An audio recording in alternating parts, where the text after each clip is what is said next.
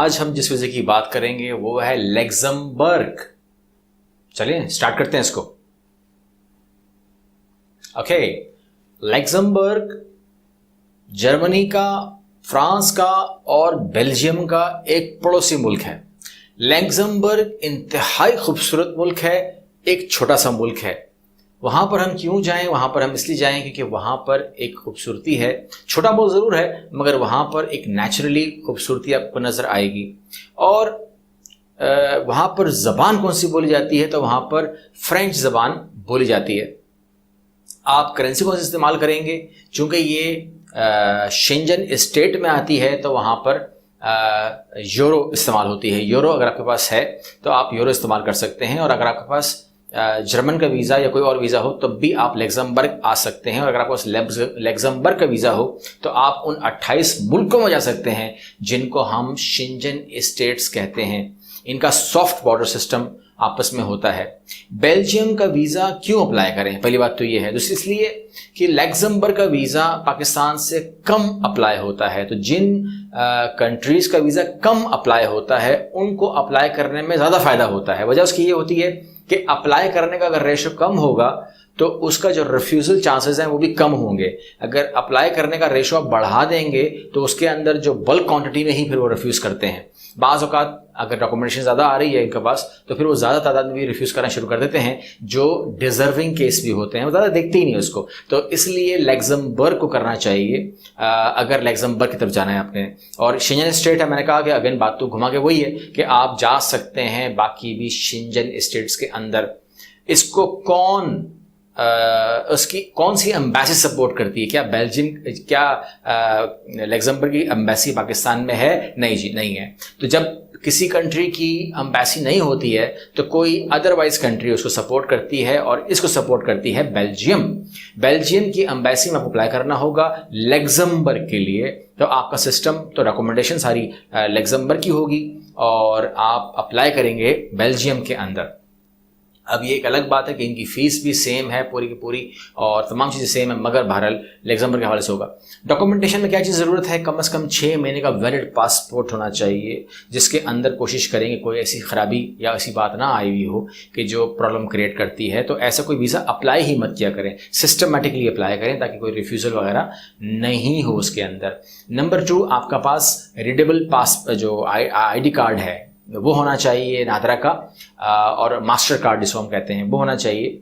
Smart card कहते हैं इसको, स्मार्ट कार्ड होना चाहिए। और उसके अलावा जो है 4 तस्वीरें आपको चाहिए जो स्पेसिफिकेशन है यूरोप की वीज़ास के लिए, शेंजन स्टेट्स के लिए। और इसके अलावा आपके पास बैंक स्टेटमेंट होनी चाहिए।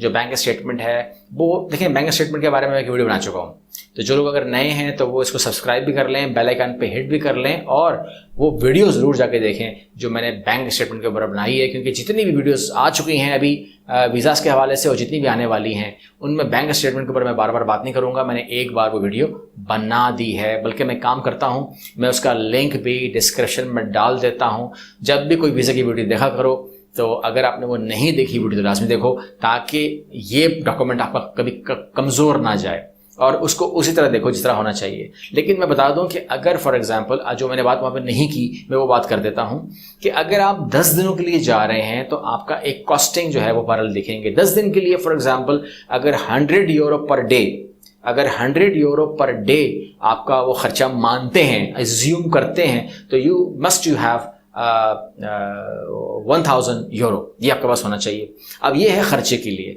तो ये जो खर्चे का जो पैसा है ना, ये आपके पास 1/3 होना चाहिए आपके बैंक स्टेटमेंट का। ये मैंने बात वहां पे नहीं की, ये बात खास है क्योंकि अभी मौजू आया है तो मैंने बात की है कि जो आप वहां खर्च करने वाले हैं वो आपके बैंक अकाउंट का 1/3 अमाउंट होना चाहिए। आप कैलकुलेट कर लो कि आपके पास 10 दिन के हिसाब से कितना होना चाहिए, 20 दिन के हिसाब से कितना होना चाहिए, महीने के हिसाब से कितना होना चाहिए, 5 दिन के हिसाब से कितना होना चाहिए। दिस इज नीड क्या चाहिए आपको? कैलकुलेशन चाहिए। अगर इस बात में कोई कंफ्यूजन हो तो ज़रूर कमेंट करो, कमेंट बॉक्स में ज़रूर कमेंट करो, मैं रिप्लाई करूंगा। मैं आप लोगों के रिप्लाई खुद देखता हूं, मैं आप लोगों के रिप्लाई खुद चेक करता हूं और उनके रिप्लाई करता हूं। रिप्लाई कभी कभार लेट ज़रूर हो सकता है, मगर मैं रिप्लाई ज़रूर करता हूं। ये बात मैं जो कर रहा हूं ये भी बारीक है, तो इसको भी पकड़ लेना। और अगर प्रॉब्लम आए तो मुझसे पूछ लेना, जो प्रॉब्लम भी आए आप कमेंट बॉक्स में कमेंट डाल दें, आपको रिप्लाई आ जाएगा। ओके, आगे चलते हैं। फिर आपके पास जो है होटल बुकिंग होनी चाहिए। होटल बुकिंग होनी चाहिए, आपके पास टिकट होना चाहिए। टिकट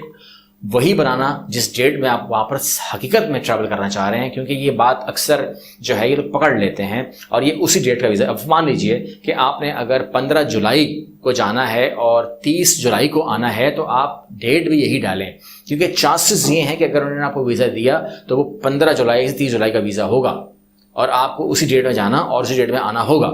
क्योंकि अगर आप उसको ख़राब करते हैं तो फिर प्रॉब्लम हो सकती है, बल्कि वो वीज़ा एक्सपायर हो जाएगा। आपका वीज़ा में लिखा होता है कि वैलिड फ्रॉम 15 to 30th जुलाई।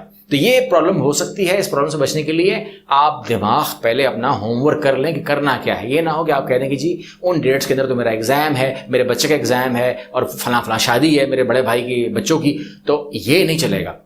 आपको वही वीज़ा दे दिया उन्होंने, क्योंकि उनको पता है कि ट्रैवल प्लान आपने बनाया हुआ है, ट्रैवल प्लान बना के देना है आपने उसको। तो ट्रैवल प्लान आपने बनाया कैसे? क्योंकि आपको अपने अदरवाइज प्लानिंग का पता नहीं है, पूरे घर की प्लानिंग का पता नहीं है, फैमिली की प्लानिंग का पता नहीं है, आपने ट्रैवल प्लान बना दिया तो वो फिर फेक में आ जाता है। इसलिए वो काम आपने पक्का करना है। इसके बाद ट्रैवल इंश्योरेंस अकॉर्डिंगली बनानी है। ये नहीं कि 15 दिन की बुकिंग है तो 15 दिन की इंश्योरेंस बना दी, आपने अकॉर्डिंगली बनानी है। जो उनकी रिक्वायरमेंट है, जाइए उनकी रिक्वायरमेंट देखें, तो वो रिक्वायरमेंट पूरी करनी है आपने उसकी, और वो जो है कम से कम 30,000 यूरो से कवर होनी चाहिए और उसी कंपनी की हो जिस कंपनी को वो ऑथोराइज करते हैं और जिनकी वो मानते हैं, वो होनी चाहिए। अभी तमाम डॉक्यूमेंट्स अगर आपके पास होते हैं तो आपने फॉर्म भी फिल कर दिए हैं और जब आप वो जमा करवाते हैं तो आपको उसका रिजल्ट आता है। और अगर आपका ट्रैवल हिस्ट्री थोड़ी बहुत है, क्योंकि आप यूरोप जा रहे हैं ना पाकिस्तान से, तो आपने अभी ट्रैवल तो किया ही नहीं कहीं पर। अगर ट्रैवल किया है, सिंगापुर किया है, थाईलैंड किया है, मलेशिया किया है, मालदीव किया है, मॉरिशस किया है, दुबई किया है, अगर इसको ट्रैवल किया तो आप ट्रैवल हिस्ट्री देंगे तो दे विल उसको चेक करेंगे और ये चेक करेंगे कि यार ये आदमी जाता रहता है और आता रहता है, तो ये ज़रूरी है। तो इसलिए जो है अगर ट्रैवल हिस्ट्री होती है तो आपको प्लस में जाएगी, अगर नहीं है तो पहले तो अपना दिमाग जो है वो इस तरफ लगाएं, क्योंकि मैं बात जो अभी कर रहा हूँ ये विजिट वीज़े की बात है। और विजिट वीज़े के लिए आपका विजिटर होना, मतलब आई एम सॉरी, ये विजिटर वीज़ा नहीं है, ये टूरिस्ट वीज़ा है। और टूरिस्ट वीज़े के लिए टूरिस्ट होना चाहिए बंदे को, ठीक है। विजिटर के लिए विजिटर होना नहीं चाहिए, बल्कि टूरिस्ट के लिए टूरिस्ट होना चाहिए, ठीक है ना। बात समझ गए?